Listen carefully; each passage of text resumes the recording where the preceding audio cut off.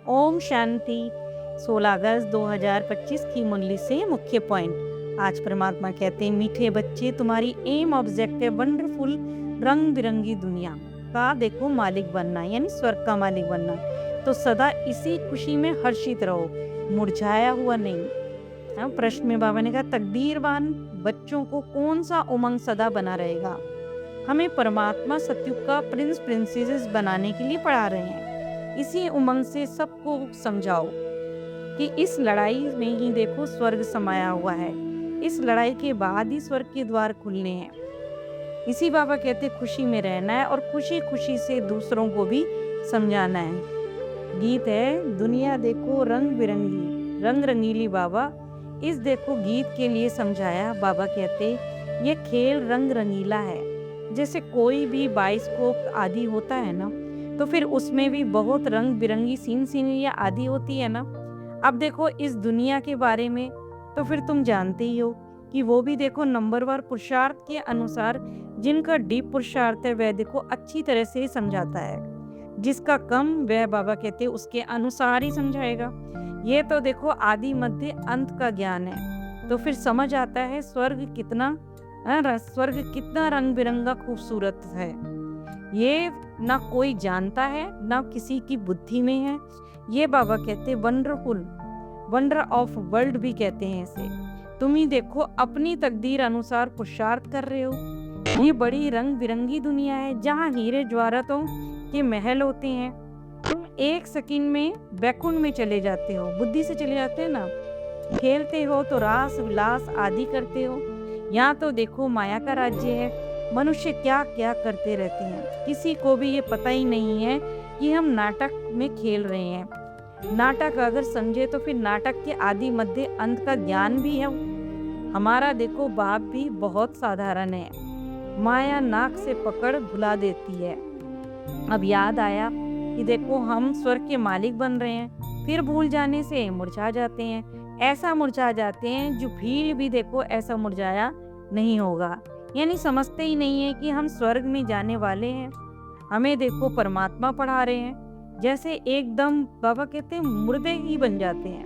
वह खुशी और नशा ही नहीं रहता है। अभी देखो स्थापना हो रही है। वंडर ऑफ वर्ल्ड का प्रिंस श्री कृष्ण है। यह बात जो भी ज्ञान में होशियार होंगे ना, बाबा कहते समझते होंगे कि श्री कृष्ण ही सतयुग का प्रिंस था। आखिर वह सतयुग कहाँ गया? सतयुग से लेकर बाबा कहते सीढ़ी कैसे उतरे, सतयुग से कलयुग कैसे हुआ, उतरती कला कैसे हुई। तुम बच्चों की बाबा कहते बुद्धि में आएगा तो फिर वो नशा नहीं रहता है। नहीं तो देखो उस खुशी से सबको समझाना चाहिए कि श्री कृष्ण आ रहे हैं। उमंग उत्साह से बाबा कहते समझाओ कि श्री कृष्ण आ रहे हैं, उनका राज्य स्थापन हो रहा है। परंतु ये उमंग नहीं तो फिर बाबा कहते उन्हीं को आएगा जो देखो तकदीरवान बच्चे होंगे। दुनिया के देखो मनुष्य तो फिर रत्नों को भी पत्थर समझकर फेंक देते हैं। ये देखो अविनाशी रतन है। कहने का मतलब है जब असली रतन की उनको जो रतन होते हैं उनकी परख नहीं होती, तो फिर इंसान उसकी वैल्यू नहीं समझता है, फेंक देते हैं जो समझते नहीं ना रतन की वैल्यू। पर बाबा कहते हैं ये तो देखो ज्ञान रत्न है। ज्ञान रतन से हमारा श्रृंगार कर रहा है परमात्मा। तो फिर इसे तो बाबा कहते इन्हें भी देखो तकदीरवान जो बच्चे होंगे वही समझेंगे, हर कोई नहीं समझ सकता। इन ज्ञान रत्नों का सागर तो परमात्मा है। ज्ञान रत्न धारण करते हैं क्योंकि देखो इनकी वैल्यू बहुत है। ये परमात्मा से तुम डायरेक्ट सुनते हो, फिर और कुछ सुनने की जरूरत ही नहीं है। सतयुग में बाबा होते ही नहीं है। वहाँ तो बाबा कहते LLB ना सर्जन आदि बनना होता है। वहाँ तो यहाँ जो पुरुषार्थ करते हैं उनकी ही प्रारब्ध भोगते हैं। इस पर देखो अनेक बार बाबा कहते बाबा ने मुरली चलाई है। तो जन्माष्टमी पर बच्चों को अच्छी तरह से समझाया, भाषण करना है, पॉइंट्स निकालनी है, विचार सागर मंथन करना है। सवेरे उठकर लिखना चाहिए, फिर पढ़ना भी चाहिए। भूली पॉइंट्स को फिर ऐड कर लो, इसे धारण कर अच्छी होती जाएंगी। धारणा बाबा कहते अच्छी होती जाएगी। सबको श्री कृष्ण का पैगाम दो, संदेश सुनाओ कि श्री कृष्ण आ रहे हैं। परमात्मा पवित्रता के लिए ही राजयोग सिखा रहे हैं, डबल सिरताज देवता बनाने के लिए, यानी पवित्रता का ताज। रतन जड़ित ताज एक होता है ना, एक पवित्रता का होता है, वहाँ समझाने की भी देखो अच्छी प्रैक्टिस बाबा कहते होनी चाहिए। बाबा ने कहा चित्रों पर भी देखो लिखत पे बड़ी साफ सुथरी फर्स्ट क्लास होनी चाहिए, जो लिख के भी समझाते हैं ना, तो बाबा कहते वो भी बड़ी फर्स्ट क्लास राइटिंग होनी चाहिए। इस लड़ाई के बाद ही देखो स्वर्ग के द्वार खुलने हैं, इस लड़ाई में ही स्वर्ग समाया हुआ है। तो फिर जन्माष्टमी पर भी जैसे लोग नए नए कपड़े पहनते हैं ना, पर परमात्मा कहते अभी तुम यह पुराने शरीर छोड़ नया कंचन शरीर लेंगे। कंचन काया कहते हैं ना, यानी सोने की काया। आत्मा भी देखो पवित्र और शरीर भी पवित्र, पर अभी कंचन नहीं है, नंबरवार बनेगी, परमात्मा की याद से बनती है वो। बाबा कहते योग ही नहीं है, तो फिर देखो लक्ष्मी नारायण बनने की शक्ल भी तो चाहिए ना, पढ़ाई भी चाहिए। फिर कहा श्याम सुंदर भी देखो कहते हैं श्री कृष्ण को भी काला, नारायण को भी काला कह देते हैं, राम को भी काला। बाप खुद कहते हैं कि मेरे बच्चे जो पहले ज्ञान चिता पर बैठे स्वर्ग के मालिक बने, फिर अवस्था गिरने के कारण अब है ही नहीं। परमात्मा कहते काम चिता पर बैठ, श्याम यानी काली आत्मा हो गई है, अब परमात्मा सुंदर बनाते हैं। फिर कहा बाबा चलन से पता, बाबा कहते बच्चे की चलन से पता पड़ जाता है कि कैसे कर्म करते हैं, मनसा वाचा कर्मना, कैसे कर्म कैसे चलते हैं, कैसे मुख से देखो सहदेव बाबा कहते हैं रतनी निकलनी चाहिए। यह भी देखो समझा सकते हो कि ये ज्ञान सब धर्मों के लिए है, उन्हें भी देखो बाबा को याद करना है, ताकि बाबा कहते हैं तुम्हारे जन्म जन्मांतर के पाप कट जाएं, पवित्र बनना है।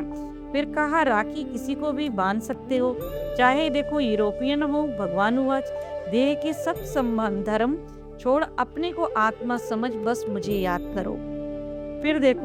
फिर भी देखो नहीं समझते, तो बाबा कहते हैं इनकी तकदीर में ही नहीं है। ये तो देखो समझते होंगे शिव बाबा पढ़ाते हैं, इशारा देना, बाबा कहते ये समझते होंगे कि पढ़ाते जैसे इनको शिव बाबा इशारा देना है, परंतु देखो नई नई पॉइंट्स तो परमात्मा तन द्वारा ही सुनाएंगे ना, दूसरे के द्वारा यानी ब्रह्मा के द्वारा ही सुनाएंगे।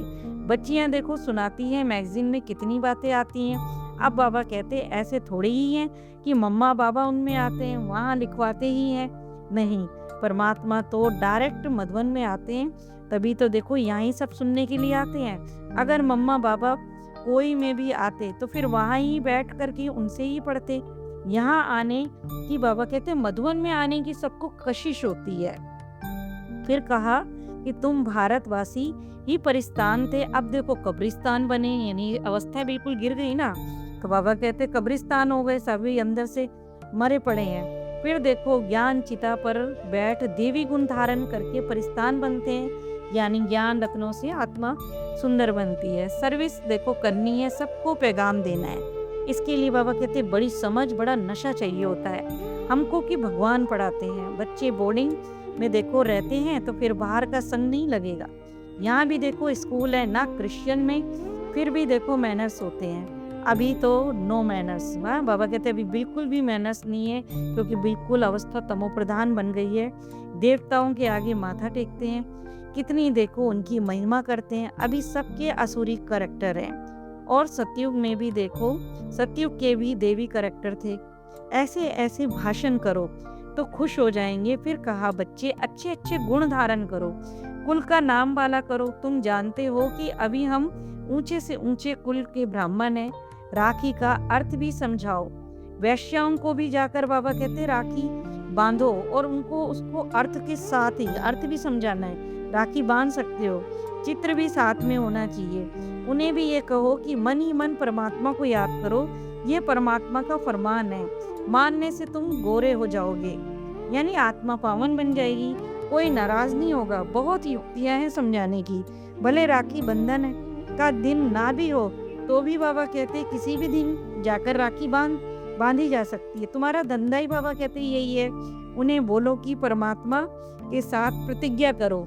चाहे देखो मस्जिद में भी जाकर भी बाबा कहते हो, उनको भी समझा सकते हो कि हम तुम्हें राखी बांधने आए हैं। ये बात तुम्हें भी बाबा कहते समझाने का पूरा हक है।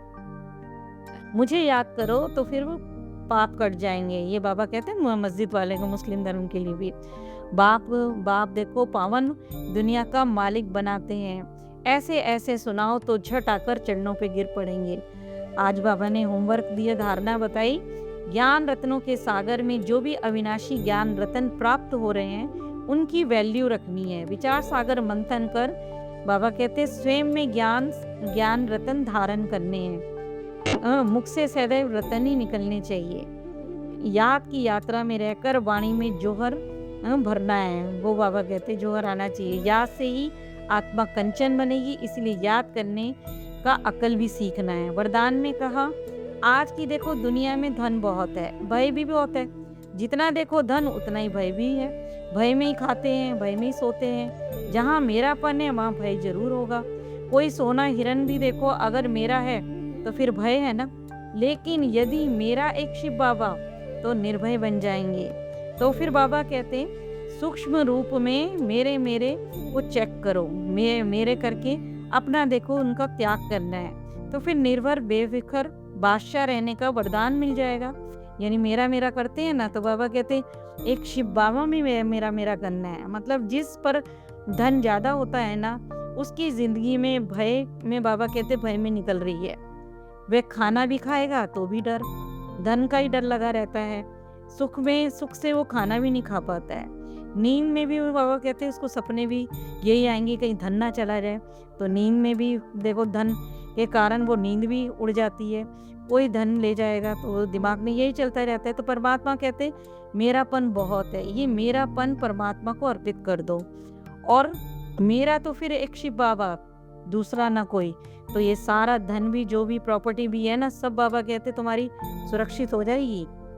स्लोगन में दूसरों के विचारों को सम्मान दो तो फिर आपको सम्मान स्वतः ही प्राप्त होगा। परमात्मा कहना चाहते हैं वर्तमान समय सब देखो सम्मान चाहते हैं, सम्मान तो चाहते हैं पर देना नहीं आता है। पर बाबा कहते हैं जब हम सम्मान लेने की भावना नहीं रखते और सबको सम्मान देते हैं तो ऑटोमेटिकली सम्मान हमको मिलने लग जाता है। अच्छा, ओम शांति।